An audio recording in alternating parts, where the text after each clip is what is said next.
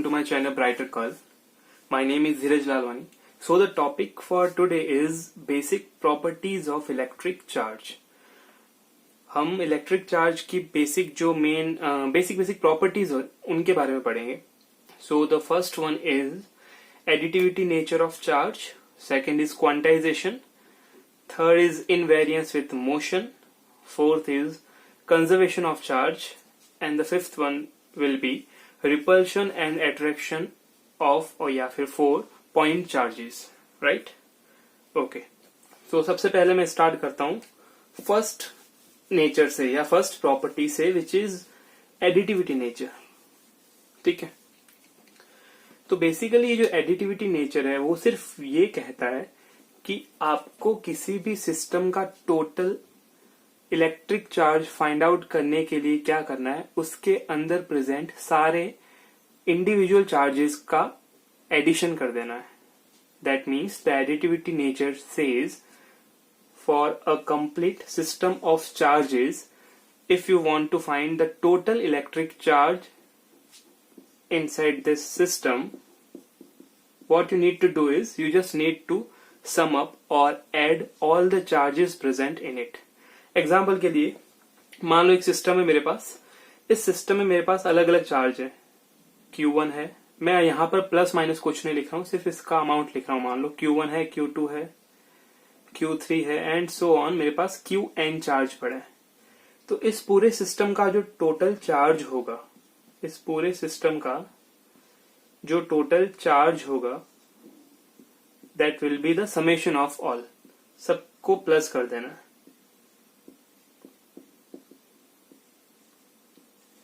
और साथ ही साथ अगर वो पॉजिटिव चार्ज है तो मुझे पॉजिटिव वैल्यू रखनी पड़ेगी. अगर वो चार्ज की वैल्यू नेगेटिव में है, कोलॉम में नेगेटिव दे रखा है, तो नेगेटिव रखना पड़ेगा. तो इस तरीके से आपका ये पहली प्रॉपर्टी हो जाती है कि ओवरऑल एक सिस्टम का जो चार्ज होगा वो कैसे फाइंड आउट किया जा सकता है. उस सिस्टम के अंदर कितने इंडिविजुअल चार्जेस पड़े, सबका सम अप कर दो. फॉर एन एग्जाम्पल अगर मैं कह दूं कि इस सिस्टम के अंदर 5 चार्ज पड़े. एक चार्ज है जो 1 कोलॉम का है, 1 मीन्स +1. एक मैंने कह दिया एक यहाँ पड़ा है जो -2 कुलॉम का है. एक मैंने कह दिया एक यहाँ पड़ा है +4 कुलॉम का चार्ज.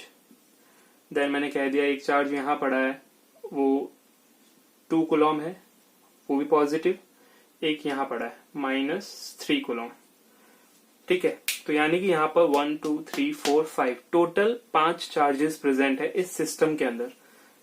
तो एडिटिविटी नेचर ये कहता है कि आपको अगर इस पूरे सिस्टम का टोटल चार्ज फाइंड आउट करना है तो मैं first, second, third, fourth, fifth सबको ऐड कर दूंगा विद देयर साइन. तो पहला तो हो गया +1, इसमें ऐड करूंगा second charge which is +2. Then इसमें ऐड करूंगा, ये मान लो थर्ड चार्ज है -2. फिर ऐड करूंगा फोर्थ चार्ज विच इज +4 और फिर प्लस करूंगा लास्ट वाला चार्ज विच इज -3.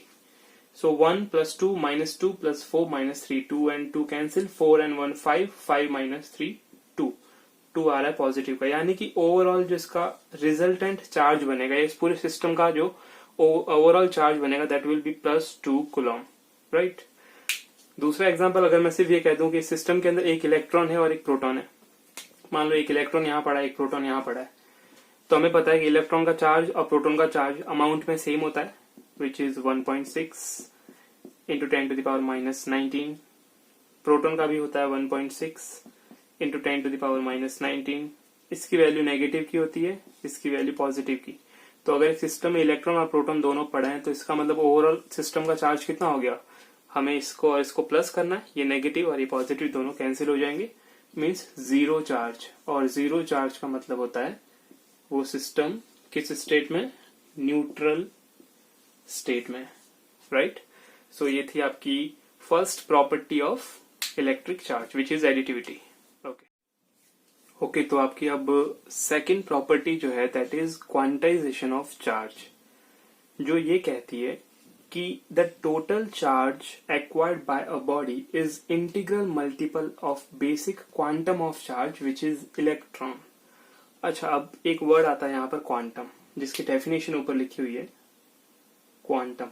अब इस क्वांटम को समझना होगा कि क्वांटम एक्चुअली होता क्या है। सो क्वांटम या फिर quanta, it is the minimum amount by which a physical quantity can change. ठीक है, अगर एक एग्जांपल दूं, मान लो मेरे पास एक बॉडी है, यहाँ पर एक बॉडी है, अभी न्यूट्रल है, मुझे इसको चार्ज देना है या इस बॉडी को चार्ज करना है।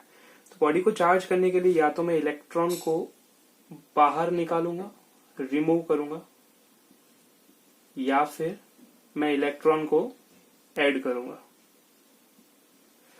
तो आप इलेक्ट्रॉन को रिमूव और ऐड जो कर पा रहे हो, क्या वो आप ऐसा कर सकते हैं कि मैंने आधा इलेक्ट्रॉन इसको दिया या आधा इलेक्ट्रॉन निकाला, या मैंने देखा मैंने 3/4 इलेक्ट्रॉन इसको दिया या इलेक्ट्रॉन निकाला? ऐसा पॉसिबल है या नहीं है। तो यहाँ पर कोई आपसे पूछे कि कितने इलेक्ट्रॉन ऐड करने, तो उसका आंसर क्या होगा?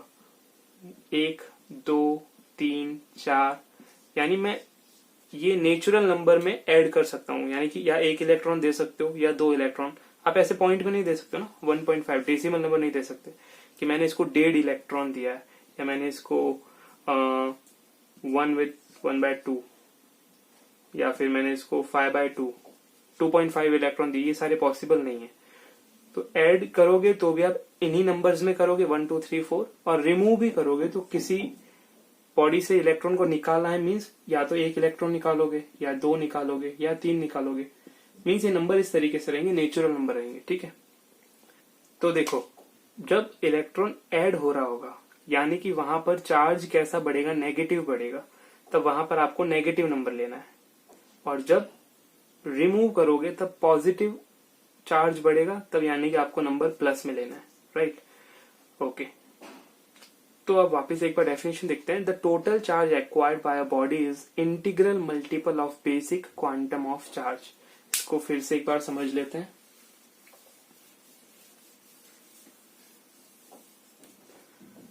सपोज एक बॉडी है मेरे पास, न्यूट्रल है, ये न्यूट्रल बॉडी है। तो अभी इसके ऊपर चार्ज नहीं था। अब मैं क्या करूंगा? या तो इसको इलेक्ट्रॉन दूंगा या यहां से इलेक्ट्रॉन निकालूंगा। आई विल ऐड और रिमूव इलेक्ट्रॉन्स। तो क्वांटाइजेशन ये कहता है कि इस बॉडी पर जो चार्ज अब आएगा, इस बॉडी पर जो चार्ज आएगा Q, वो किसके बराबर होता है? वो इंटीग्रल मल्टीपल होता है, means n times of electron. आप इलेक्ट्रॉन को निकालोगे या इलेक्ट्रॉन को ऐड करोगे, और इलेक्ट्रॉन का चार्ज कितना होता है? 1.6 इंटू 10⁻⁻19 कूलम। यहां पर आप वो नंबर लिखोगे जितने इलेक्ट्रॉन आप ऐड कर रहे हो या जितने इलेक्ट्रॉन आप निकाल रहे हो।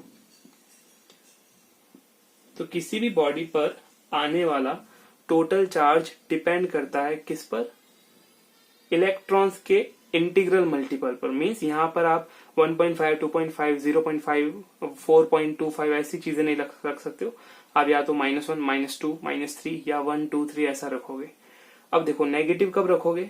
यहाँ नेगेटिव चार्ज कब आएगा? जब इलेक्ट्रॉन क्या हो रहा हो? ऐड हो रहा हो। तो जब ऐड होगा तब आपको नंबर नेगेटिव में रखना है। जब इलेक्ट्रॉन रिमूव होता है तब पॉजिटिव चार्ज आता है, क्योंकि इलेक्ट्रॉन की कमी हो गई। इलेक्ट्रॉन कम हो गए, इसका मतलब पॉजिटिव चार्ज यानी प्रोटॉन बढ़ गया। तो रिमूव करते टाइम आपको प्लस में नंबर रखना है। ठीक है, तो ये आपका क्वांटाइजेशन ऑफ चार्ज है कि किसी भी बॉडी पर आप टोटल जो चार्ज लाओगे वो डिपेंड करेगा नंबर ऑफ इलेक्ट्रॉन्स पर, कि कितने इलेक्ट्रॉन्स दिए जा रहे हैं या निकाले जा रहे हैं। तो यहाँ n की value, here n will be +-1, +-2, +-3, यानी डेसिमल वैल्यूज इनकी पॉसिबल नहीं है, इंटीजर होगी। अब इस इंटीजर में भी +1 कब होगा? +2, +3 पॉजिटिव कब होगा? जब इलेक्ट्रॉन्स निकल रहे हैं।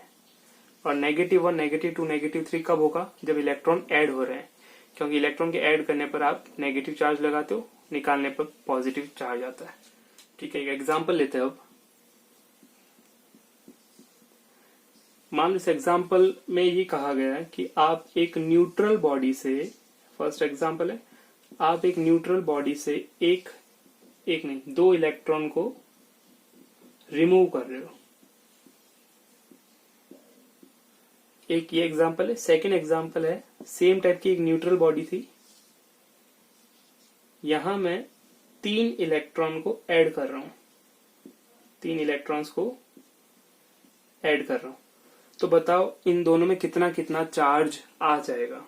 तो चार्ज के लिए हमें क्या पता है, क्वांटाइजेशन ऑफ चार्ज में फॉर्मूला क्या होता है, Q is equal to number of electron into charge of electron.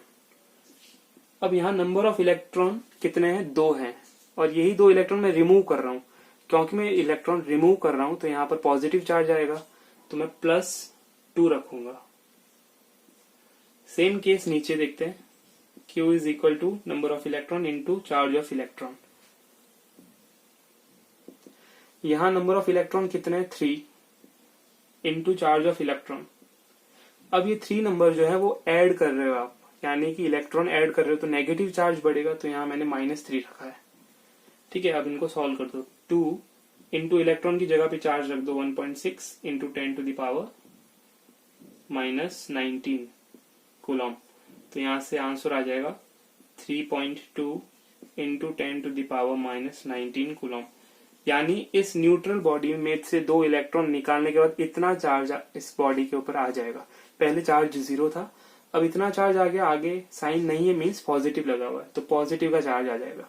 और हमें पता है कि इलेक्ट्रॉन जब रिमूव होता है तब पॉजिटिव चार्ज आता है।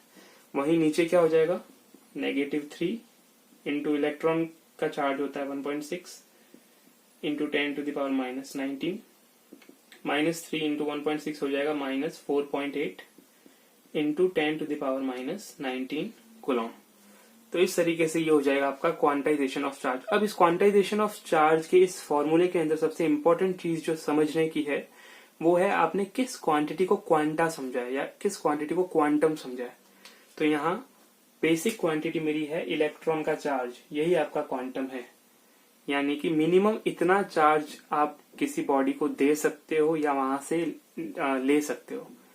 या तो पॉजिटिव चार्ज इतना दोगे 1.6 इंटू 10 टू द पावर -19, या फिर नेगेटिव चार्ज भी इतना ही दे सकते हो -1.6 into 10 to the power -19।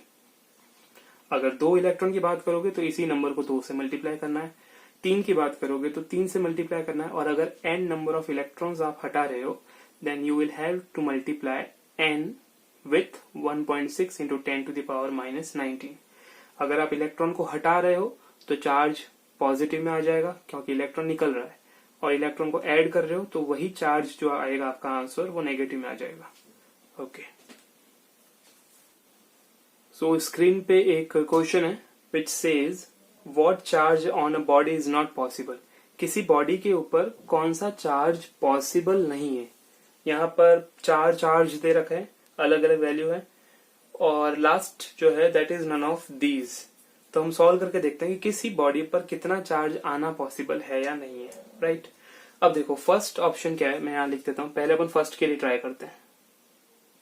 First है किसी भी बॉडी पर 1.6 इंटू 10 टू द पावर -19 का पॉजिटिव चार्ज आ सकता है या नहीं आ सकता है। ठीक है, तो मैं इसके लिए सॉल्व करता हूं। तो फॉर्मूला वही लगाना मुझे, Q is equal to N E। Total charge कितना है, ये आपका टोटल चार्ज दे रखा है बॉडी पर इतना। So 1.6 into 10 to the power -19 is equal to N into electron का चार्ज रख दो 1.6 इंटू 10 टू द पावर -19। ये और ये दोनों कैंसिल हो गए। N कितना बचा, 1। पॉजिटिव का 1 है, तो क्या किसी भी पॉजिटिव 1 मतलब क्या हो गया, आप इलेक्ट्रॉन को रिमूव कर रहे हो। तो क्या किसी बॉडी से एक इलेक्ट्रॉन को हटाना पॉसिबल है, बिल्कुल है। हमने क्वांटाइजेशन के अंदर यही तो पढ़ा है कि इलेक्ट्रॉन को आप हटा भी सकते हो, निकाल भी सकते हो, लेकिन नंबर कैसा होना चाहिए, इंटीजर से मल्टीप्लाई होना चाहिए। या तो 1 इलेक्ट्रॉन को हटा रहे हो, या 2 से, या 3 या 4 इस तरीके से, या फिर अगर आप ऐड कर रहे हो तो वही चीज नेगेटिव में आएगी, -1, -2, -3। तो यानी पहला तो पॉसिबल है चार्ज। ठीक है, अब सेकंड कह रहा है क्वेश्चन के अंदर, सेकंड ऑप्शन है 8 into 10 to the power -19 coulomb, और यह है नेगेटिव, यानी टोटल चार्ज इस बार दे रखा है नेगेटिव का 8 into 10 to the power -19 coulomb. क्या ये पॉसिबल है, देखते हैं। Q की वैल्यू कितनी हो गई, ये रख दी मैंने -8 into 10 to the power -19 coulomb is equal to Q is equal to क्या होता है, number of electrons into charge of electron.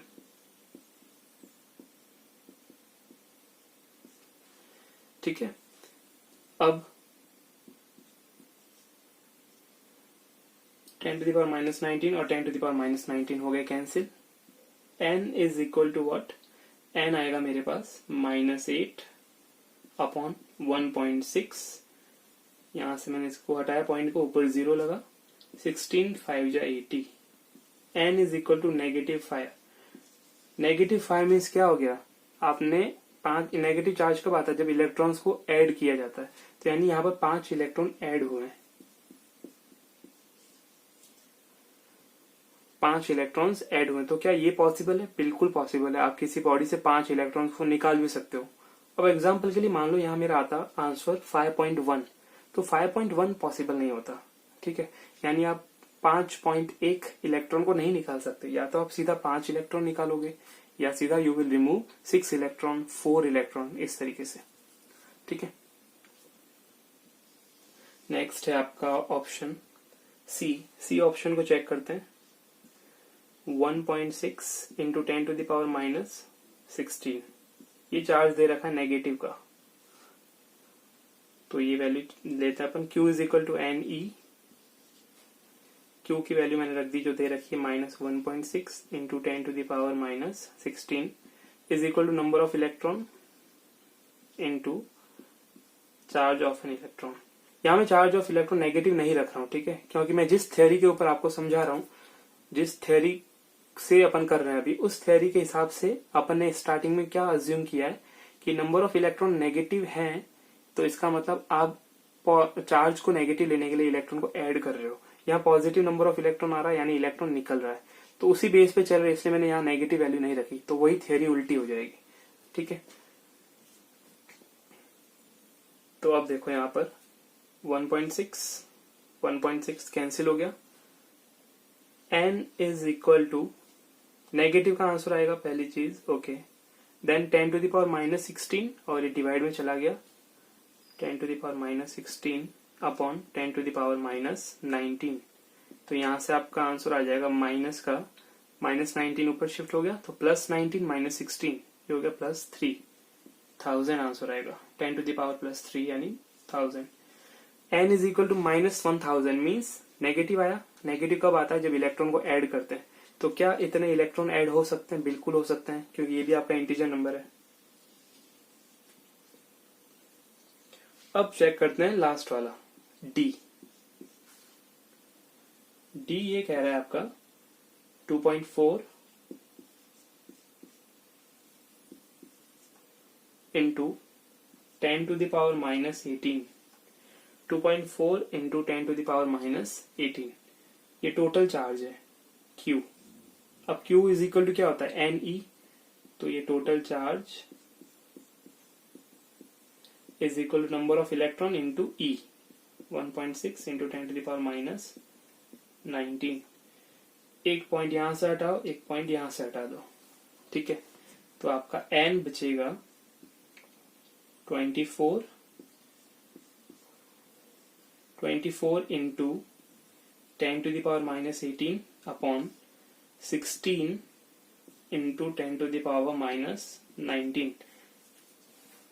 तो देखो इसको मैं ऊपर सॉल्व कर देता हूँ, ये वाला केस पॉसिबल था, ठीक है, इसको याद रखना, जो भी मिटा रहा हूँ ये वाला केस भी पॉसिबल था। अभी तक ऐसा कोई केस नहीं है जो पॉसिबल नहीं हो।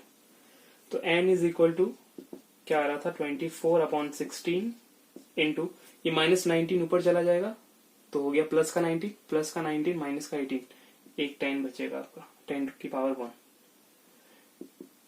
4 से या इसको 8 से काट देंगे, 8 2 जा 16, 8 3 जा 24, 2 से 10 गया 5 बार, 5 3 जा 15, यानी प्लस का आ रहा है 15। इसका मतलब यहाँ पर क्या कर सकते हैं अपन, यहाँ 15 इलेक्ट्रॉन को निकाल सकते हैं। ध्यान रखना, जो जो पॉजिटिव आंसर आए हैं इसका मतलब उनको निकाला है, जो नेगेटिव आए हैं उसको अपन ने ऐड किया है। ये अपन की थ्योरी के हिसाब से है।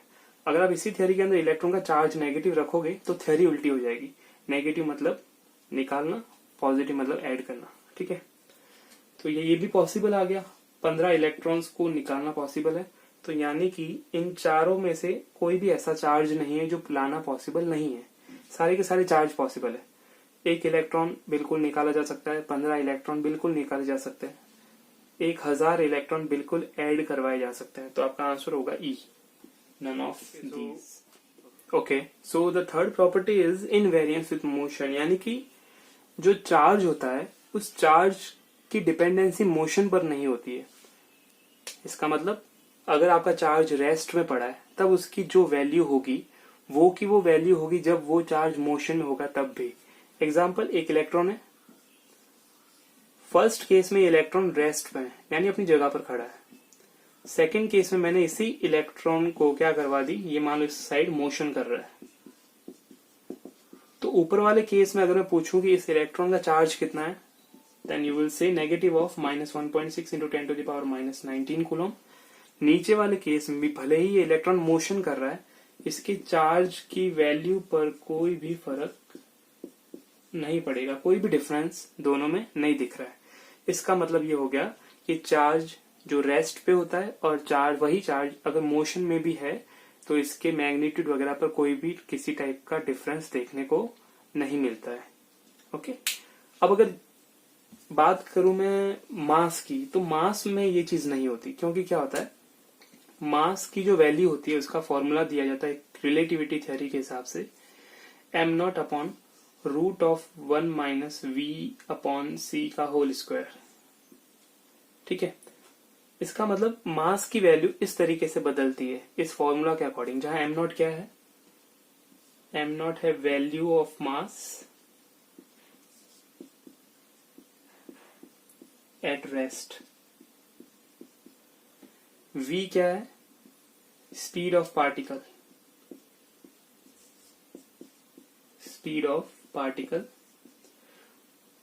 और c क्या है, स्पीड ऑफ लाइट।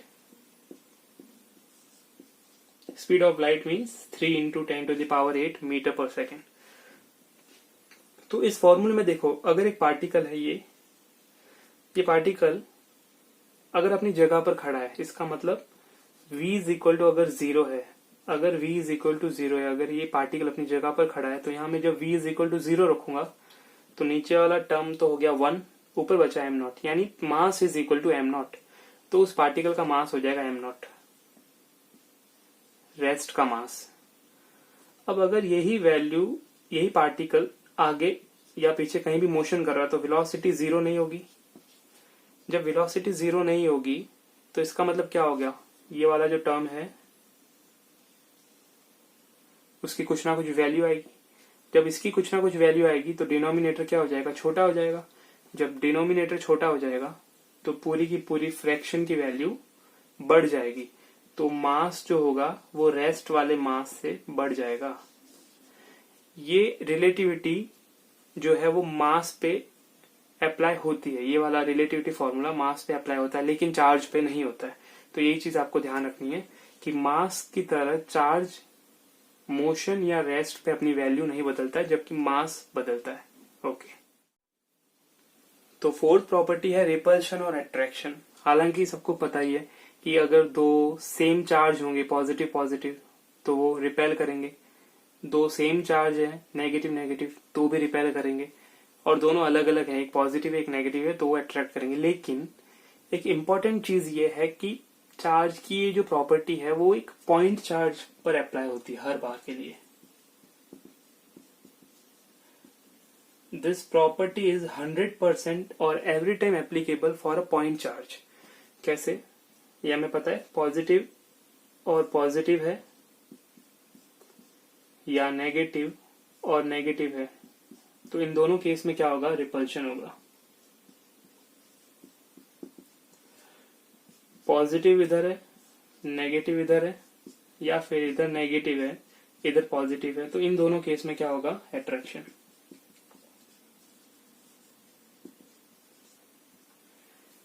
लेकिन ये जो चीज है वो पॉइंट चार्ज के लिए होती है, स्पेशली ये वाला केस जो हम कहते हैं कि पॉजिटिव पॉजिटिव ऑलवेज रिपेल या नेगेटिव नेगेटिव ऑलवेज रिपेल, ये सिर्फ तब होता है जब पॉइंट चार्ज की बात हो। ठीक है, आगे हम एक केस पढ़ेंगे जहां पर मैं आपको ये भी समझाऊंगा कि अगर एक बॉडी है, पॉइंट चार्ज नहीं, अब अगर एक बॉडी है जो पॉजिटिवली चार्ज्ड है, इसके पास में एक और बॉडी है जो पॉजिटिवली चार्ज्ड है, तब रूल के हिसाब से क्या होना चाहिए था, रूल के हिसाब से होना चाहिए था ये दोनों आपस में एक दूसरे को क्या करेंगे, रिपेल करेंगे। लेकिन किसी एक केस में ये एक दूसरे को अट्रैक्ट भी करते हैं। सो ये हम बाद में देखेंगे। अभी सिर्फ ये पॉइंट चार्ज की बात है जो अभी तक हम पढ़ते आए हैं कि पॉजिटिव पॉजिटिव या negative negative same polarity repel करती है और ऑपोजिट पोलैरिटी अट्रैक्ट करती है। ये सिर्फ और सिर्फ पॉइंट चार्ज के लिए होता है। अगर आप ये कह रहे हो कि हर केस में ये पॉसिबल है तो सिर्फ पॉइंट चार्ज पे पॉसिबल है, बाकी डिस्ट्रीब्यूटेड चार्ज पे ये पॉसिबल हर बार नहीं होता है। मोस्ट ऑफ द टाइम ये सही होगा, जहां पॉजिटिव और नेगेटिव होगा वो तो अट्रैक्ट करेंगे, यानी ऑपोजिट पोलैरिटी अट्रैक्ट करेंगी। बट मोस्टली इस केस में बहुत बार क्वेश्चन पूछा जाता है इसमें कि ऐसा जरूरी है कि एक पॉजिटिव है दूसरा भी पॉजिटिव है, या एक नेगेटिव है दूसरा भी नेगेटिव है, तो ये दोनों क्या करें, ये दोनों एक दूसरे को हमेशा रिपेल करें, तो ये पॉसिबल नहीं है, हर बार पॉसिबल नहीं है। इसका एक स्पेशल केस है, ये हम आगे जब कूलॉम लॉ पढ़ेंगे उसके बाद उसको डिस्कस करेंगे। अच्छा, और एक और चीज, पॉइंट चार्ज होता क्या है। पॉइंट चार्ज बेसिकली एक ऐसा स्टैटिक चार्ज होता है जिसको अज्यूम किया जाता है वो बहुत नेग्लिजिबल मास का हो, राइट। नेग्लिजिबल मास का एट रेस्ट चार्ज जो होता है वो बेसिकली पॉइंट चार्ज कहा जाता है। So the last property of charge is conservation of charge. जैसे कि मास का कंजर्वेशन होता है, या कह सकते हैं, क्या कहते हैं, एनर्जी कंजर्वेशन है। केमिस्ट्री में आपने मास कंजर्वेशन पढ़ा है, एनर्जी कंजर्वेशन भी पढ़ा है, 11th में पढ़ा है आपने इसको। एनर्जी कंजर्वेशन क्या कहता है कि इस पूरे यूनिवर्स में जितनी एनर्जी है वो कांस्टेंट अमाउंट की है, ठीक है। कांस्टेंट अमाउंट के मीन्स इसको ना तो बनाया जा सकता है ना ही खत्म किया जा सकता है। सिर्फ क्या किया जा सकता है, एक एनर्जी के फॉर्म को दूसरे एनर्जी के फॉर्म में बदला जाता है, राइट। ठीक है, जैसे मैंने उस दिन एग्जांपल दिया था, अपन हाथों का ऐसे रब कर रहे हैं तब हीट प्रोड्यूस हो रही है। अब हीट प्रोड्यूस हो रही है, इसका मतलब जो हीट एनर्जी है वो आपने पैदा तो की है।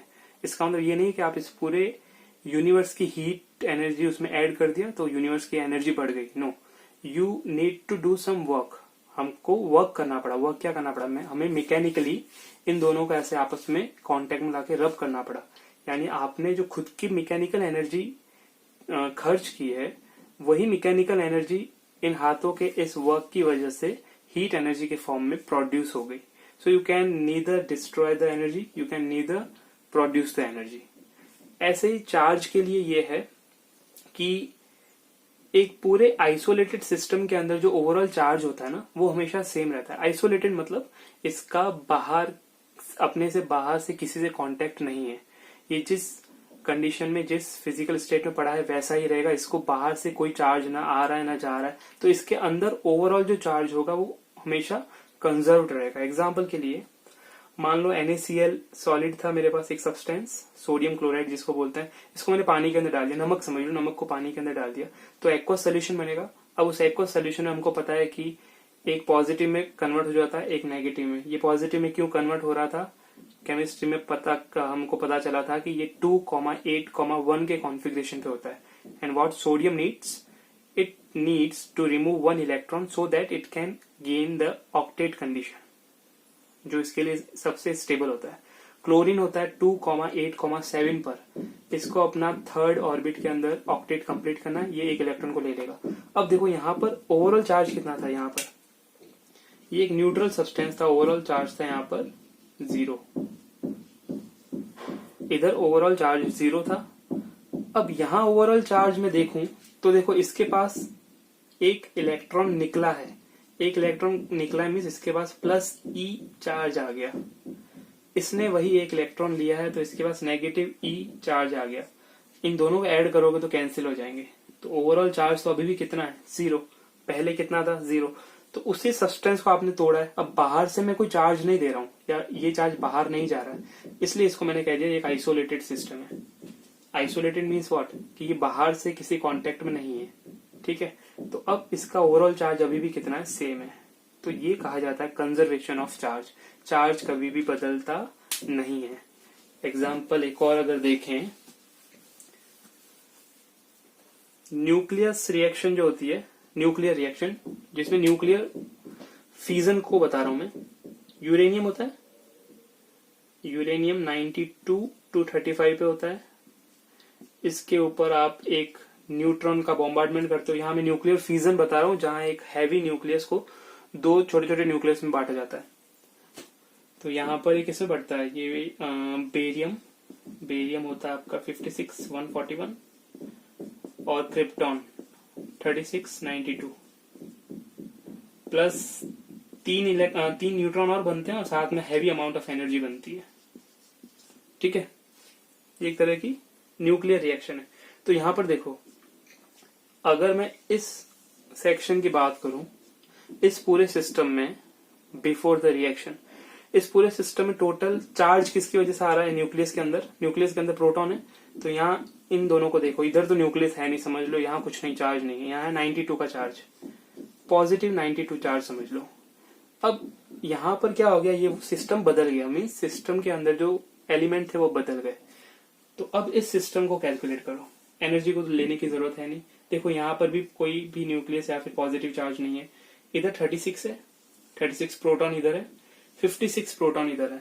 अगर मैं 36 और 56 को ऐड करूं देन आई गेट 92, यानी कि इस रिएक्शन से पहले भी 92 का प्रोटॉन था ओवरऑल पॉजिटिव चार्ज, यहाँ पर भी 92 का प्रोटॉन है, इतना चार्ज है। सो इस पूरे सिस्टम के अंदर क्या रहा, एलिमेंट चेंज हो गए लेकिन चार्ज का अमाउंट चेंज नहीं हुआ। That's conservation of charge for you. Okay, so hope you got the class. आपको समझ में आ गया होगा जो भी मैंने अभी तक पढ़ा है। अब नेक्स्ट वीडियो में हम पढ़ेंगे अबाउट कुलॉम्स लॉ, जिसको इलेक्ट्रोस्टैटिक लॉ या इलेक्ट्रोस्टैटिक फोर्स भी कहा जाता है। ठीक है, वो बेसिकली डिपेंड करेगा दो चार्ज के बीच के इंटरेक्शन पर। ये सबसे इंपॉर्टेंट पार्ट रहेगा आपका इस फर्स्ट चैप्टर का। Okay, thank you.